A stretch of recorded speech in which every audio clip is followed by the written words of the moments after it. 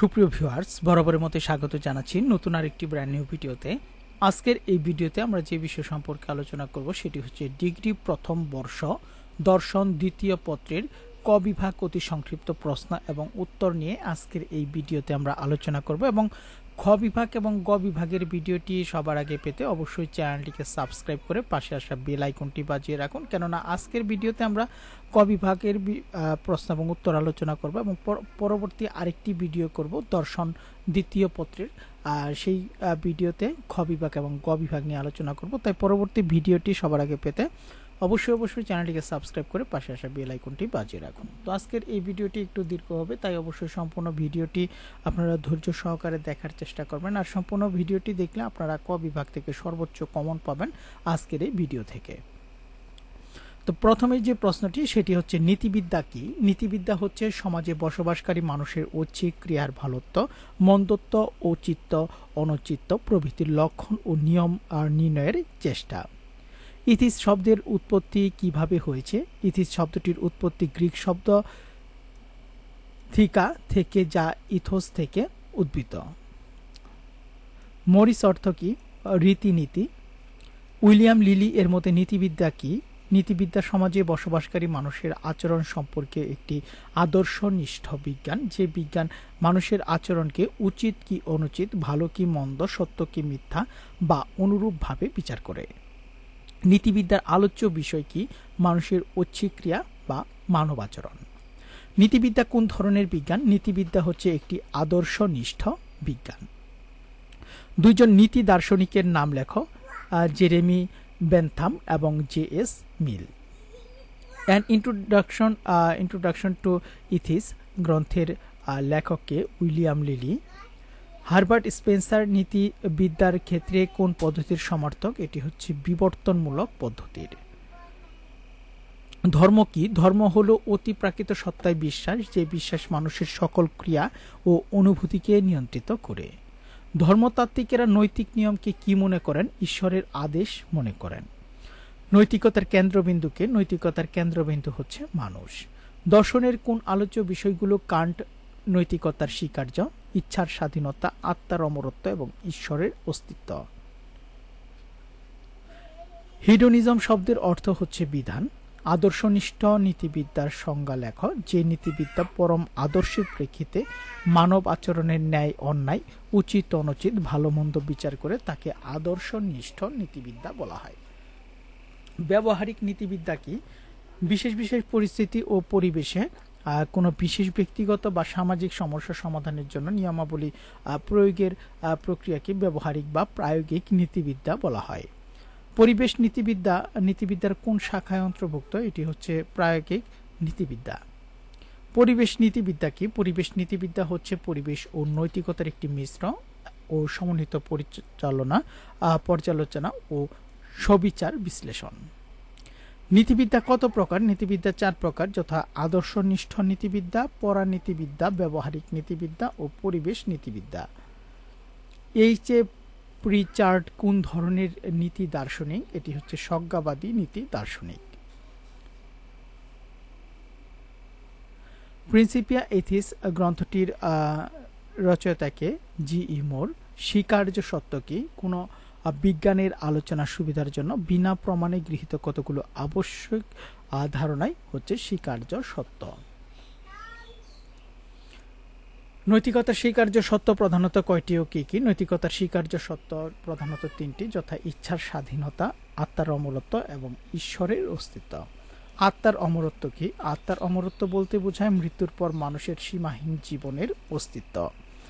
বিচার বুদ্ধি বলতে কি বোঝো? বিচার বুদ্ধি বলতে বোঝায় কোনো কিছুকে উপলব্ধি করার, ব্যাখ্যা করার, বিচার করার শক্তি। ঐচ্ছিক ক্রিয়া কি? যে ক্রিয়া ব্যক্তি স্বেচ্ছায় সম্পাদন করে তাকে ঐচ্ছিক ক্রিয়া বলে। নৈতিক ক্রিয়া কি? যে ক্রিয়া কোনো নৈতিক আদর্শ অনুসারে সম্পাদিত হয় তাকে নৈতিক ক্রিয়া বলা হয়। নীতিবিদ্যার আচরণ শব্দটি কোন ক্রিয়াকে অন্তর্ভুক্ত করেছে? এটি হচ্ছে ঐচ্ছিক ক্রিয়া। এরপর যে প্রশ্নটি সেটি হচ্ছে ইচ্ছা ক্রিয়া কাকে বলে? যেসব ক্রিয়া মানুষের ইচ্ছা ও বিচার বিবেচনা ছাড়াই সংঘটিত হয় সেগুলোকে ইচ্ছা নিরপেক্ষ ক্রিয়া বলে। কামনা কাকে বলে? কাম্য বস্তুকে পাওয়ার জন্য যে উৎকণ্ঠা বা ব্যাকুলতা তাকে কামনা বলে।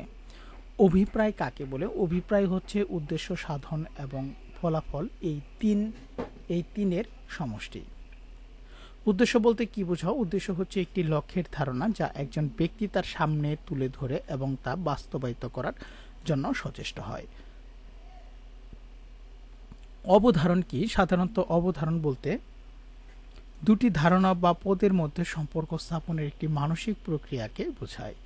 নৈতিক অবধারণ কি? নৈতিক অবধারণ নৈতিক আদর্শ বা মানদণ্ডের প্রেক্ষিতে মানব আচরণে ভালোত্ব, মন্দত্ব বা ঔচিত্য, অনুচিত্য নিরূপণ সম্পর্কীয় অবধারণ। নৈতিক অবধারণের প্রকৃতি বিষয়বস্তু হচ্ছে অভিপ্রায়। প্রকৃতিবাদ কি? প্রকৃতিবাদ অনুসারে নৈতিক অবধারণ হচ্ছে সত্য বা মিথ্যা সম্পর্কে, এবং এসব অবধারণ প্রাকৃতিক বিজ্ঞানের ধারণাসমূহে সম্পূর্ণরূপে পরিণত হয়ে থাকে। আবেগবাদ কি? আবেগবাদীদের মতে আবেগ প্রকাশ করাই নৈতিক অবধারণের মুখ্য উদ্দেশ্য। বিবেক কি? বিবেক হচ্ছে বিচার বুদ্ধি সম্পর্কীয় বৃত্তি যা স্বতঃস্ফূর্তভাবে নৈতিক নিয়মকে বুঝতে পারে।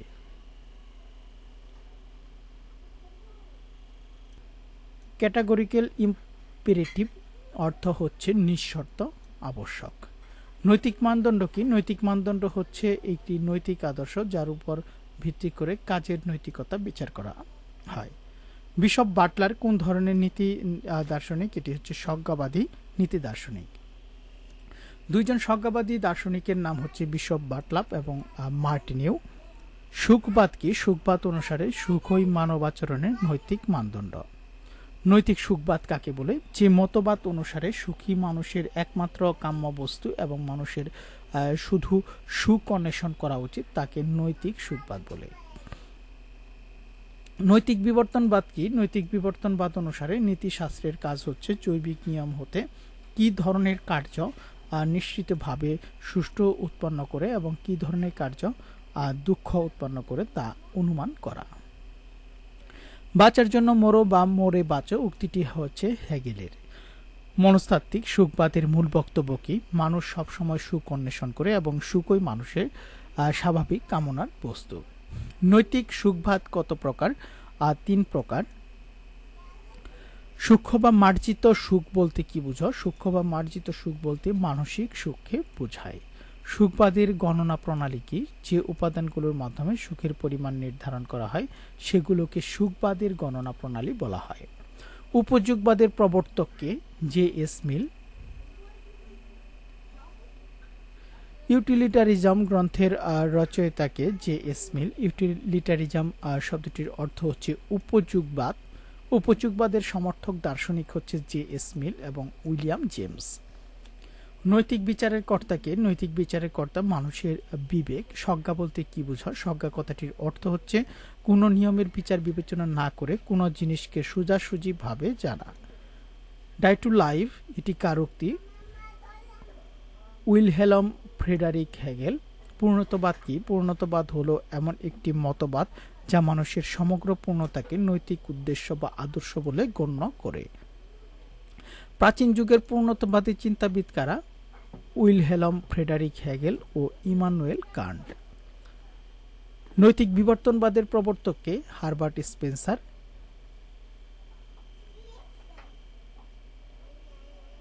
ইউডিওমনিজম শব্দটির অর্থ হচ্ছে শান্তিবাদ, কল্যাণবাদ বা সুখবাদ। বি.এ. পার্সন মানুষও এটি কার উক্তি? দার্শনিক উইলহেলম ফ্রেডারিক হেগেলের।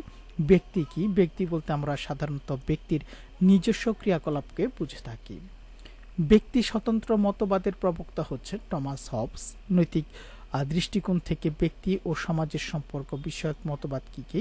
আত্মাবাদ, পরার্থবাদ, সর্ববাদ। আত্মাবাদ কি? আত্মাবাদ অনুসারে ব্যক্তির নৈতিক কর্তব্য হচ্ছে নিজের স্বার্থ বা মঙ্গল অনুসন্ধান করা, সমাজের অপর মানুষের স্বার্থ বা মঙ্গল অনুসন্ধান করা নয়। ইচ্ছার স্বাধীনতা কি?